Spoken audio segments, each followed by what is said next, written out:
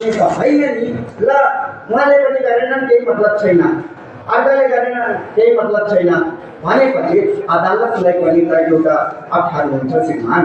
अदालतमाथि पनि त केही विचारणीय पनि आधार छ, किनभने जनताले नै अदालतलाई विश्वास गर्ने एउटा मात्र ठाउँ हो।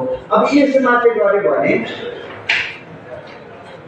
सर्वसाधारणको मनमा र उहाँहरूको निकायमा के अवस्था चाहिँ देखिन्छ श्रीमान, त्यो पनि त्यहाँ हेर्नुपर्ने हो।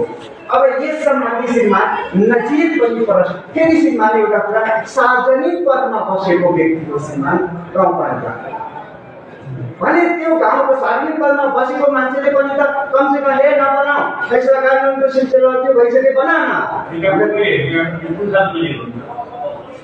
हजुर श्रीमान, नजिर श्रीमान यहाँ एउटा 59 मा छ, एउटा 71 मा पनि छ। 71 मोटो भएको हुनाले मैले राखेँ त्यही कुरा। यो